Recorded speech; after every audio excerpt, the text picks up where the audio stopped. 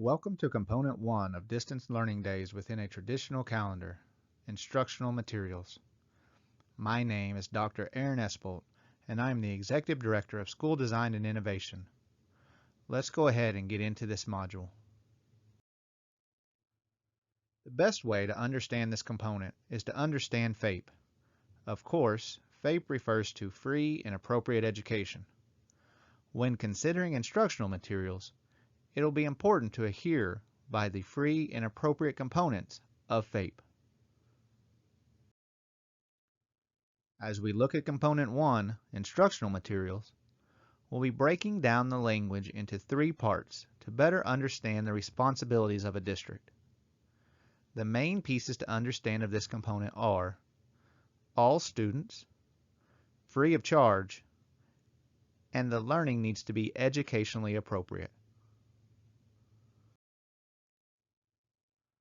All students means any student who you typically engage in the delivery of curriculum and/or instruction in a traditional setting. This would include your special education, EL, GT, and all other student populations. Distance learning days, being used for instructional days, need to be for an entire district or school. While emergencies may arise for individual students, they are not intended for use with individual students. We encourage you to complete the blended virtual option within a traditional school learning module for more information about how to provide alternative settings for individual students. Furthermore, all modifications and accommodations would need to continue during the use of distance learning days. Free of charge implies that students shall not be required to use personal devices, for example, smartphones, personal tablets, etc., if they do not typically use those devices on a normal, regular basis. This is not to say that your district is not able to have a policy allowing them to use their personal devices, but it can't be mandatory for them to use personal devices to access digital learning material. This differs slightly from when it is optional for students to participate in blended virtual programs within a school.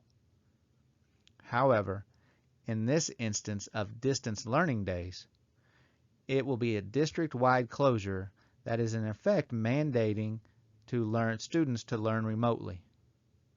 If you're not able to provide a device to every student that doesn't have one, or when students may not wish to use their own device, you may provide alternative assignments as long as you can ensure learning opportunities and content are equitable in rigor and relevance. We recommend caution when providing alternative learning opportunities, and a district will want to provide documentation for any type of OCR investigation.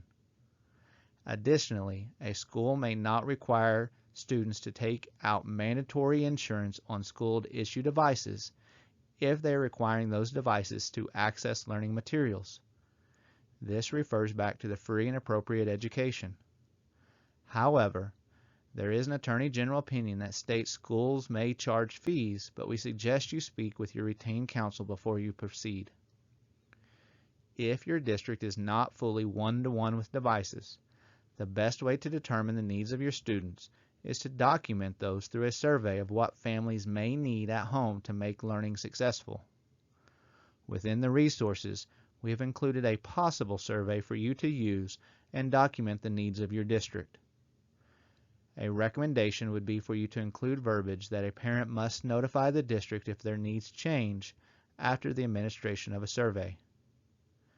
Additionally, alternative learning materials such as textbooks, teacher-created packets, workbooks, etc., must be provided to students free of charge and sent home with the students prior to the closing of the physical school building. This would imply that the district may not require students to print any materials at their own cost. You may want to survey your staff to identify any of their needs as well. While schools are not required to supply teachers with technology, it may be considered best practice to do so.